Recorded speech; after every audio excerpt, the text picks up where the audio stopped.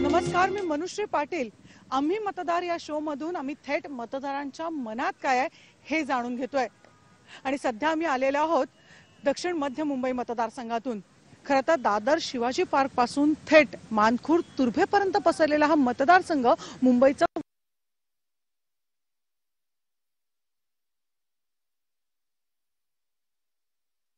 मोठी झोपडपट्टी सुद्धा याच मतदारसंघामध्ये येते। या मतदारसंघाचे एक वैशिष्ट्य आहे ते म्हणजे सेंट्रल, पश्चिम आणि त्याचबरोबर हार्बर रेल्वे सुद्धा या मतदारसंघात येत असून पूर्व आणि पश्चिम किनारा जोडणारा हा मतदारसंघ शिवसेनेचा बालेकिल्ला आहे। एकीकडे शिवसेनेचे राहुल शेवाळे युतीमध्ये टक्कर द्यायला उभे आहेत तर दुसरीकडे काँग्रेसकडून सुद्धा हा मतदारसंघ काबीज करण्याचे प्रयत्न सुरू आहेत। पण मतदार राजाच्या मनात नेमकं काय हे आपण जाणून घेणार आहोत। चला तर मग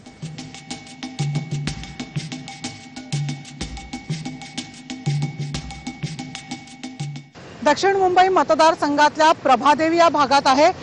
आपण तो राहुल शेवाळेंचा हा बालेकिल्ला खरं तर समजला जातो, शिवसेनेचा हा बालेकिल्ला आहे। खूप इथे कन्स्ट्रक्शन सध्या सुरू आहे त्यामुळे इकडचा सर्वसामान्य मराठी माणूस कुठेतरी हरवत चाललाय का अशी खंत सुद्धा व्यक्त केली जाते। पण ते जी काही मराठी वस्ती त्यांच्याशी आपण चर्चा करूया। काही दोघी येत आहेत त्यांना विचारूया, ह्या प्रभादेवीमध्ये मुळात समस्या काय आहेत? प्रभादेवीमध्ये समस्या म्हणजे इथे रस्ता छोटा आहे, मार्केट इथे आहे आणि प्लस जाण्याचा अरुंद करण्यामुळे थोडासा प्रॉब्लेम होतो। इकडे कुठेतरी पुनर्वसनाचा प्रश्न दिसतो कारण इथे एकीकडे टॉवर दिसत आहेत, एकीकडे छोट्या चाळी सुद्धा दिसत आहेत। हा कुठेतरी प्रश्न भेडसावतो इथे? हो, भेडसावतोय, पण तो काही दिवसातच पूर्ण म्हणजे ह्या समस्या दूर होतील असं आम्हाला वाटतं। आणि आता 300 वर्षापूर्वीचं हे मंदिर होतं ते एलपिशनला त्या मंदिराचं नाव प्रभादेवी हे पडलं। हे आम्हाला म्हणजे खूपच आनंद होतोय, म्हणजे खूपच असं वाटतं की म्हणजे आम्ही इथे राहतो याचा आनंद आम्हाला खूप आहे। या सरकारपासून तुम्ही खुश आहात? हो, प्रभादेवी नाव पडलं त्यामुळे तर अजूनच आनंद वाटतो। आणि हे डिडेव्हलपमेंटचं बोललं तर काही ठिकाणी आहे चाळ सिस्टीम, पण त्याचं काही ठिकाणी चालू आहे काम, ते लवकरात लवकर होईल असा विश्वास आहे आम्हाला, भरपूर विश्वास आहे आणि होणार आहे, त्याचं काम चालू आहे प्रोसेस। फक्त सर्वसामान्य सध्या तरी मराठी माणूस या ठिकाणी खुश दिसतो आहे। पण कुठे एकीकडे आपण बघतो प्रभादेवी नाव या स्टेशनला दिल्यामुळे अगदी समाधान सुद्धा व्यक्त केलं जात आहे। आणि काही लोक काही भेटतात का त्यांच्याशी आपण चर्चा करूया। चला तर मग आपण बघतोय सगळ्या मतदारसंघाच्या समस्या आपण जाणून घेतो। अगदी सर्वसामान्य मराठी माणूस आहे, त्याच्या अपेक्षाही सुद्धा अगदी सर्वसामान्य अशा अपेक्षा आहेत। आणि काही लोक इथे आहेत, आपण थेट त्यांच्याकडे जाऊया। काका, या भागातल्या समस्या काय काय आहे सध्या? समस्या म्हणजे सगळं व्यवस्थित आहे, असं काय नाही, फक्त काय आमचे बायटे स्टडी आहेत ना हे डेव्हलप झाले पाहिजे।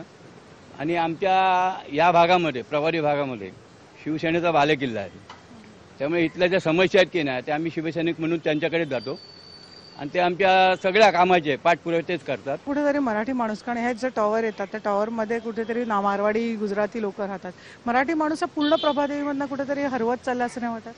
मराठी माणूस हरवत चाललेला आहे, कारण त्याचं समस्या काय आहेत की मराठी माणूस हे भावभावांच्या याच्यामध्ये की आपण एकत्र राहू शकत नाही, त्याच्यामध्ये मग डिवाइड होतो आमचा आणि मग आम्ही वेगवेगळे जातो। अक्षरशः म्हणजे काय त्याच्यामध्ये काय घरं पण छोटी छोटी असतात, तिथे परवडत नाही, मराठी परवडत पण नाही आणि त्याच्यामध्ये लग्न झाल्यानंतर एकत्र कुटुंब राहू शकत नाही, त्यामुळे आम्ही वेगळे जातो। आपण त्या मराठी माणसाच्या इथे छोट्याफार समस्या आहेत। प्रत्येक जण मराठी माणूस मुंबईतून हरवत चाललाय का ही खंत मात्र व्यक्त करतो। आणि प्रभादेवीमध्ये काय काय समस्या आहेत, गृहिणींच्या काय समस्या आहेत थेट जाणून घेऊया। चला तर मग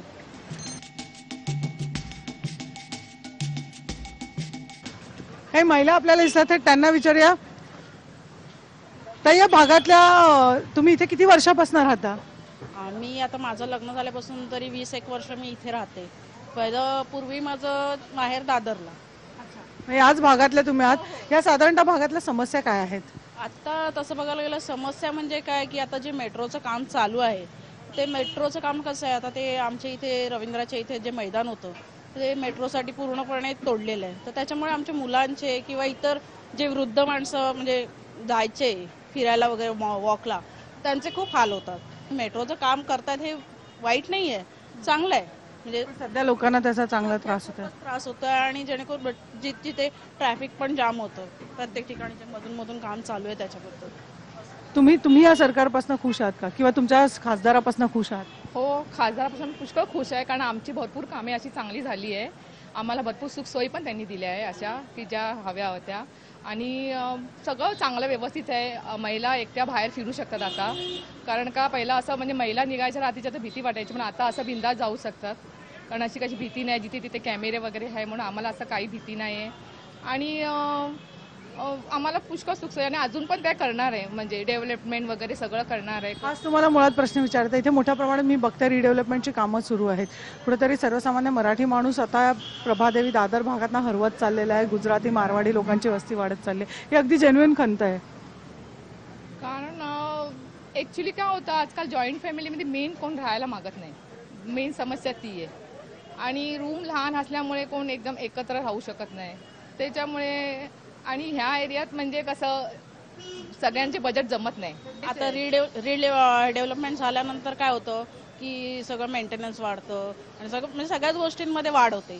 तर आत्ता कसं आपल्या मराठी माणसाला मेन म्हणजे जॉब नाही आहे असं आहे. तर जॉबमुळे काय होतं मग त्याचं ते एकट्याच्या पगारावर वगैरे ते शक्य होत नाही. तर मग आता मराठी माणसं काय करतात इथे विकतात आणि बाहेरगावी जातात असं होतं. हा मोठा प्रॉब्लेम आहे. आपण एक प्रकारे खंत सुद्धा व्यक्त केली जाते. मराठी माणसाला नोकऱ्यांचा प्रश्न आहे. कुठेतरी सरकारने वचननामामध्ये सांगितलं होतं की नोकऱ्या दिल्या जातील, उपलब्ध केल्या जातील, पण पुन्हा एकदा हा नोकऱ्यांचा बेरोजगारीचा प्रश्न मात्र सतावतोय हे मात्र नक्की. इतरही काही या भागातले लोक आहेत त्यांच्याशी आपण चर्चा करूया. काही ताई आपल्याला भेटलेल्या आहेत त्यांना विचारूया. ताई, तुम्ही साधारणतः इथे किती वर्षापासून राहता? मी 30 वर्ष झाले या एरियात राहते, प्रभादेवी एरियात. काय साधारणतः समस्या आहेत या भागाच्या? समस्या म्हणजे तसं म्हटलं तर थोड्याशा असतात समस्या, थोड्याशा आहेत. काही स्लम एरियातली कामं राहिलीत, पण तेही आमचे आमदार आहेत, खासदार आहेत, नगरसेवक तत्पर आहेत. त्यांच्यात परीने त्यांच्या ह्यानी त्यांना आता जिथे SRA बांधून दिलं तिथे शिफ्ट केलं. काही राहिलंय प्रकल्प, काही होतील. साधारणतः या भागातल्या मध्ये आता मी साधारणतः रिडेव्हलपमेंट बऱ्याच ठिकाणी बघते. एका साईडला चाळी आहे, एका साईडला मोठे टोलेजंग इमारती आहेत आणि एकीकडे मेट्रोची कामं आहेत. त्यामुळे थोडाफार समस्या मात्र दिसतात हे मात्र नक्की. काय काय तुम्हाला अनुभवायला मिळतं एका गृहिणी म्हणून? आता गाडी ट्रॅफिक जास्त वाढले, मुलांचे हाल होतात शाळेच्या, परत जाणार येणाऱ्यांच्या गाड्या वगैरे ते प्रॉब्लेमच आहेत.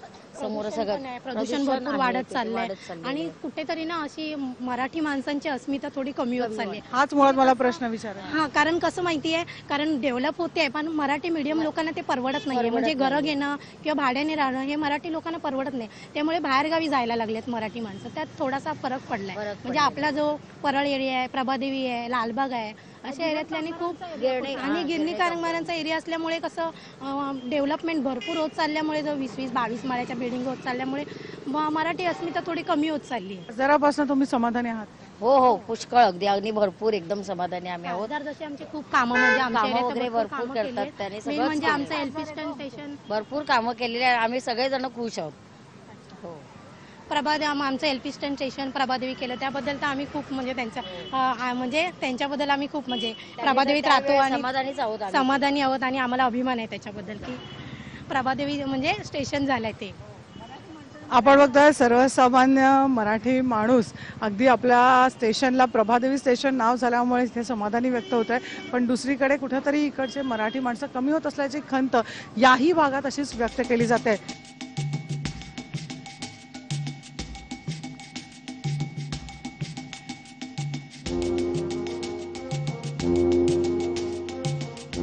दक्षिण मध्य मुंबई मतदारसंघाचा आढावा आपण घेत आहोत. साधारणतः शिवाजी पार्क, प्रभादेवी हा मराठी बहुल जो भाग आहे तो खास करून शिवसेनेचा बालेकिल्ला समजला जातो. पण याच मतदारसंघामध्ये भारतातली सर्वात मोठी झोपडपट्टी धारावी सुद्धा येते. तिथे थोडासा काँग्रेसचा भाग समजला जातो. तिथल्या मतदारांचं नेमकं काय म्हणणं आहे हे सुद्धा आपण जाणून घेणार आहोत. पण घेऊया एक छोटासा ब्रेक. पाहत रहा जय महाराष्ट्र न्यूज.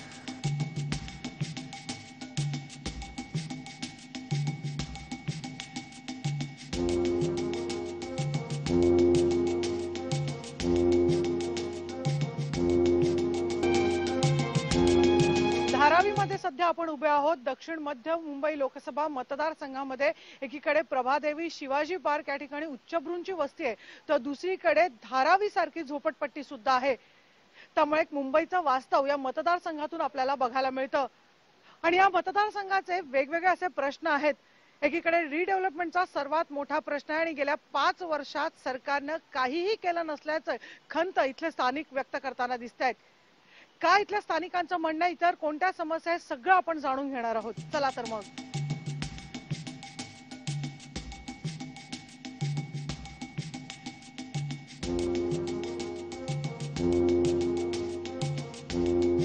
दक्षिण मध्य मुंबई लोकसभा मतदारसंघाचा आढावा घेत आहोत आपण. साधारणतः प्रभादेवी शिवाजी पार्क हा एरिया फिरलो आणि आता आपण थेट आलेलो आहोत धारावीमध्ये. तिथल्या लोकांच्या नेमक्या काय समस्या आहेत ते जाणून घेऊया. धारावी या सगळ्या परिसरामध्ये नेमक्या समस्या काय आहेत सध्या? समस्या तो देखिए, अभी तक जो धारावी का रीडेवलपमेंट के लिए इन लोग ने बात किया, अभी 14 साल हो गया, लेकिन अभी तक इन लोग का कुछ भी आगे बढ़ने का नामो निशान नहीं है. सिर्फ धारावी को एक वोट बैंक के हिसाब से देखा है, लेकिन धारावी के जो रहवासियों का समस्या आज तक कोई भी पॉलिटिशियंस लोग आज थोड़ा भी उन लोग ख्याल नहीं किए. जितना समस्या पहले था वही समस्या अभी भी है और आगे भी यही समस्या होने वाला है. और अभी जो सिटिंग एमएलए है राहुल शेवाले सेने का, उससे आप खुश है? हाँ देखो, कुछ तो जब भी धारावी का रीडेवलपमेंट होएगा तभी हम खुश होएंगे. ऐसे अगर यही कंडीशन में रहेंगे तो हम कौन सा भी पॉलिटिशियन से हम खुश नहीं होने वाले. आप क्या लगता है, आपको क्या क्या समस्या है? इलेक्शन के टाइम में खाली बोलता है कि हम इतना देगा उतना देगा, बाकी टाइम सब भूल जाता है. बस उसी टाइम सब ये धारावी बाहर आता है. तो इतना साल राजकारण चलता, कुछ धारावी के बारे में कुछ बोलता नहीं है. वो इलेक्शन टाइम खाली प्रेशर डालता है, बोनर लगाता है, बोर्ड लगाता है, सब भूल जाएगा. वापस अपने को बैक टू हमारा जो स्लम का समस्या हम वही हम खड़े रहने वाले हैं. और हमारा तकदीर में यही लिखा है कि हम स्लम में रहने का और स्लम में गुजारने का, आगे भी हम स्लम पे हम रहने वाले हैं. तर कोणतीच आशा या लोकांना नाहीये. खरं तर धारावी रिडेव्हलपमेंटची खूप चर्चा केली जाते, मात्र लोक ही रिडेव्हलपमेंट कधी होणार हीच वाट बघत बसतात. कारण फक्त निवडणुका जवळ आले कीच ह्या रिडेव्हलपमेंटची किंवा धारावीकरांची आठवण येते, असं मात्र सध्या चर्चा सुरू आहे.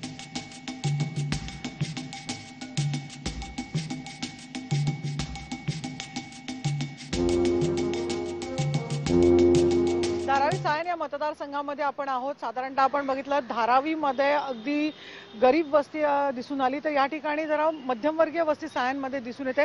काय नेमक्या इथल्या लोकांच्या समस्या आहेत ते जाणून घ्या. एक ताई आपल्या बरोबर येतात. तर या सगळ्या इकडच्या भागातल्या समस्या काय आहेत? मुळे सध्या मुळात तर समस्या आहेत, कामाच्या भरपूर समस्या आहेत. आता स्थानिक खासदार आहेत ते सध्या कधी दिसलेलेच नाही, 5 वर्षापूर्वी कधी दिसले नाहीत. आणि कामाचे खूप प्रॉब्लेम आहेत, महिलांचे म्हणा, दुसऱ्या DRPचे म्हणा वगैरे सगळे भरपूर काम.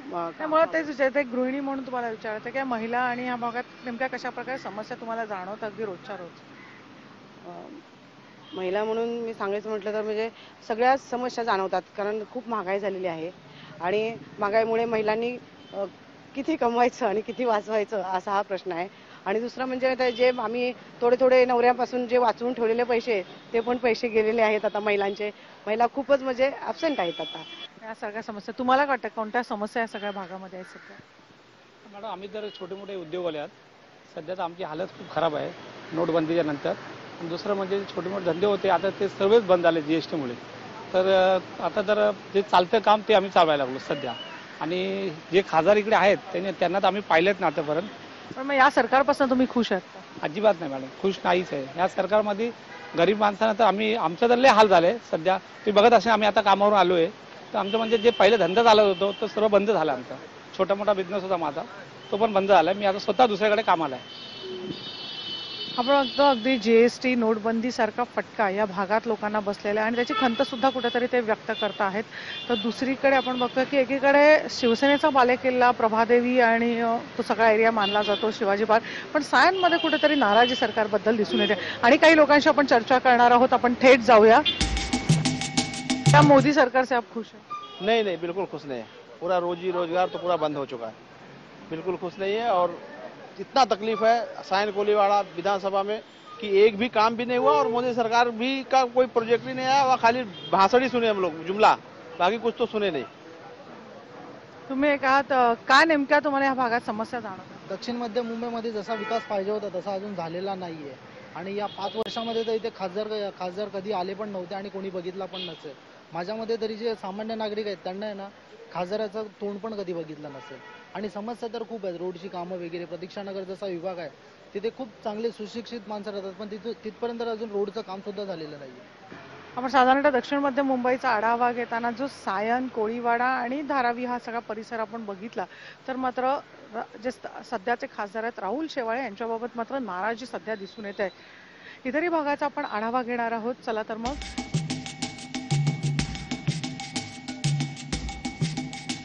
सायन या सगळ्या परिसरात आपण सध्या फिरतो आहोत. आपण बघतो ज्या ठिकाणी धारावी एकीकडे डेव्हलप नाही झालेली आहे, मात्र हा सायनचा थोडा कोळीवाडा किंवा सायन गाव आहे ते डेव्हलप झालंय. काय इथल्या समस्या आहे जाणून घ्या. ये पूरे एरिया की समस्या क्या है आपको लगता है? क्लीननेस नहीं है और मॉस्किटोस बहुत ज़्यादा हो गया है इधर, ये सब प्रॉब्लम्स बहुत है. और एज अ लेडीज करके आपको क्या क्या समस्याएं फेस करना पड़ता है? मतलब महंगाई हुई है, महंगाई तो हुई है, बहुत प्रॉब्लम होते हैं. क्या है सरकार से आप खुश है? हाँ, वही सरकार से यही उम्मीद है कि अभी महंगाई कम करे. काही समस्या आहेत का विचारूया. आपण साधारणतः सायन मध्ये म्हटलं आणि सगळ्या सायन धारावी मध्ये साधारणतः कोणत्या कोणत्या समस्या? धारामध्ये जे समस्या आहे 5 वर्ष अगोदर आता पण तेच आहे. काही प्रोग्रेस झालेलं नाही. जे मागचे जे खासदार होते ते लोकांनी आम्हाला भरपूर आशा दिले होते की झोपडपट्टी सुधारणार आणि रोड रस्ते हे करणार, ते काही केलेलं नाही. आणि जे DRPचे होतं ते तसंच आहे. काही रिडेव्हलपमेंटचा डेव्हलपमेंटचा आमच्या धारेमध्ये सर्वात मोठा मुद्दा म्हणजे झोपडपट्टीचा आहे. हां, पण हे लोकांनी आम्हाला आशा दिली होती की 400 स्क्वेअर फूट बनवणार, 450 बनवणार. फक्त वाढच झालं, पण ते काही इम्प्रूव्ह केलेलं नाही. आणि लोकांना 5 रुपये बांधून ठेवलं. आणि जे विद्यमान खासदार आहेत ते ऍक्च्युअली धारेमध्ये कधी आले तर आम्ही बघितलं पण नाही. तुम्ही या सरकारपासून खुश आहात? या सरकारपासून तुम्ही खुश आहात? नहीं ना, कुछ भी नहीं मैडम. हम लोग को DRP के लिए धारा में इतना हालत खराब है. हमारे पहले 300 देते हैं बोला, 350 बोला, 400 बोला. DRP कुछ भी नहीं हो. अभी भी मेरा रूम वहीं पर है, पात्र नहीं हो रहा है. सब डॉक्यूमेंट दे रहे हैं फिर भी पात्र नहीं हो रहा. गवर्नमेंट लटका पड़ा है, इतना हालत खराब है, कर्जा हो रहा है हम लोग को. आपण साधारणतः लोक रिडेव्हलपमेंटचाच इश्यू आहे. धारावीचं रिडेव्हलपमेंट झालेलं नाही, इतकी वर्ष उलटून गेलेली आहेत. हीच नाराजी, हीच खंत मात्र इथले स्थानिक व्यक्त करतात. मात्र एक आपण बघितलं की सेनेविरोधात कुठेतरी नाराजी मात्र या मतदारसंघामध्ये आपल्याला दिसून येते. हा मतदारसंघाचा सगळा आम्ही आढावा घेत आहोत, पण साधारणतः म्हणजे अगदी शिवाजी पार्कपासून थेट तुर्भेपर्यंत काय काय समस्या या मतदारसंघामध्ये तुम्हाला जाणवतं आणि आगामी काळामध्ये तुम्हाला त्या सॉल्व्ह कराव्याशा वाटतात? हा मतदारसंघ प्रभादेवीपासून चित्ता कॅम्पपर्यंत पसरलेला आहे. नवीन मुंबईला हा भेटायला गेलेला मतदारसंघ. हा फार मोठा लांब असा मतदारसंघ आहे. आणि म्हणून या मतदारसंघाच्या समस्या जर विशेष करून महत्वाच्या काय असतील तर या ठिकाणी झोपडपट्टी समस्या ही सगळ्यात फार मोठी समस्या आहे. जवळजवळ 70 ते 60% मतदार हे झोपडपट्टी, चाळे आणि गरीब वस्तीतले आहेत. तर यांच्या समस्या ह्या अत्यंत महत्वाच्या आहेत. आणि मला एक गोष्टीचा आनंद वाटतो की राहुल गांधी मुंबईला आले BKC मैदानामध्ये आणि त्यांनी जाहीर केलं की झोपडपट्टी, चाळी, या जीर्ण चाळी आहेत यांच्या सगळ्यासाठी 500चं घर देणार. म्हणजे 1 रूम, किचन आणि हॉल अशा तऱ्हेचं विस्तृत असं घर गरिबांना देण्याचं त्याने ऐलान केलं. आणि राहुल गांधीच्या बाबतीत एक आहे, ते बोलतात ते करतात. त्यांनी मध्य प्रदेश, राजस्थान, छत्तीसगडचं आश्वासन दिलं होतं की 10 दिवसात किसानाचं कर्ज आम्ही माफ करणार. जवळजवळ मध्य प्रदेशचं 2 तासात केलं, काही लोकांनी 2 दिवसात केलं, परंतु 10 दिवसात संपूर्ण कर्ज माफ करण्याचं त्यांनी काम केलं. त्यांनी दुसरं आश्वासन दिलं होतं की बेरोजगारांना आम्ही रोजगार भत्ता देणार, ते देखील काम केलं. म्हणजे अशा तऱ्हेने ते बोलतात ते करतात. फक्त असत्य बोलायचं आणि वेळ निभावून न्यायचं असं काम काँग्रेस आणि राहुल गांधी विशेष करून करत नाहीत. आणि म्हणून इथं हा जो समस्या आहेत, झोपडपट्टीच्या समस्या आहेत फार मोठ्या, जुन्या इमारतीच्या समस्या आहेत. याच इमारतीच्या सगळ्या समस्या सोडवण्यासाठी आम्ही पाऊल उचलू आणि 500चं घर या गरीब माणसाला मिळवून देण्याचं काम आम्ही प्रयत्न करू. साधारणतः आपण धारावी असो किंवा सायन या भागातल्या आपण मतदारांची मतं जाणून घेतली. काँग्रेस बोल थोडीफारी मतं होती, मात्र आता सध्या आपण पोहोचलेले आहोत चेंबूरमध्ये. तिथल्या लोकांच्या नेमक्या काय समस्या आहेत किंवा त्यांच्या मतदाराचं नेमकं काय म्हणणं आहे ते जाणून घेणार आहोत आपण. इथे काही स्त्रिया उभ्या आहेत. ताई, काय नेमकं तुम्ही सांगाल या भागामध्ये नेमक्या कोणत्या कोणत्या समस्या जाणवतात तुम्हाला? आम्हाला फक्त एकच आता प्रॉब्लेम आहे, SRA डेव्हलपमेंट. बाकी दुसरं सगळे सुविधा आम्हाला भेटतात. नगरसेवक देतात, आमदार देतात, खासदार देतात. सारेचं म्हणजे व्यवस्थित झालं पाहिजे म्हणून. तुम्ही एक गृहिणी म्हणून तुम्हाला काय समस्येला सामोरं जावं लागलं? आमच्या एसआरएफ काय होत नाही. आज 22 वर्ष झाले हे लोक बिल्डर लोक आम्हाला फसवतात. ह्यांनी आम्हाला सपोर्ट दिला होईल होईल म्हणून, पण हे लोक होतात म्हणजे होत नाही. सामनेच्या बिल्डिंगी तबेला होता तो झाला आणि आमच्या ह्यात जे मेन कमिटीचे अध्यक्ष लोक ही कुणी आम्हाला गरज सांगत नाही. गृहिणींच्या साधारणतः समस्या आपण जाणून घेतल्या. पुन्हा इथे पण तोच प्रश्न आपण साधारणतः जो मुंबईकरांना भेडसावतोय की रिडेव्हलपमेंटचा प्रश्न आहे. ते काय तू इथे नेमक्या कोणत्या कोणत्या समस्या आहेत साधारणतः काय काय समस्यांना सामोरं जावं? हा स्लम एरिया जो हा कुर्ला ते मानपूरपर्यंतचा जो स्लम एरिया आहे, पहिल्यांदा सुरुवातीपासून ती झोपडपट्टी आजूबाजूला आहे ना, त्याच्यामुळे तो सुरुवातीचा जुना ट्रॅक आहे तो, त्याच्यामुळे थोडीशी पावसाळ्यामध्ये ती थोडी समस्या. आता तुम्हाला सगळ्यांना मला हाच प्रश्न विचारायचा आहे. एसआरएचा तुम्ही म्हणतात की इथे प्रॉब्लेम आहे, गेली 10-12 वर्ष रिडेव्हलपमेंटसाठी आहे. साधारणतः आपण आता फक्त राहुल गांधींनी 500 स्क्वेअर फुटाचे घरं मिळणार म्हणून सांगितलेले आहेत. हे अफवा आहे सर राहुल गांधींची. साधारणतः काँग्रेसने जरी आश्वासन दिलेलं असलं 500 स्क्वेअर फूटचं राहुल गांधींनी, इथे एसआरएची मात्र मोठी समस्या आहे. त्याजवळ इथे छोट्या छोट्या स्थानिक समस्या आहेत, त्यात खासदारांनी सोडवाव्या असं म्हटलं जात आहे. पण आपण जर एकंदर ह्या कल मतदारांचा बघितला तर तो कुठेतरी शिवसेनेकडे असलेलाच आपल्याला बघायला मिळतोय. दक्षिण मध्य मुंबई लोकसभा मतदारसंघाचा आपण आढावा आज आपण घेतला. साधारणतः आपण बघितलं शिवाजी पार्क पासून थेट नवी मुंबईपर्यंत जोडणारा इतका मोठा हा मतदारसंघ आहे.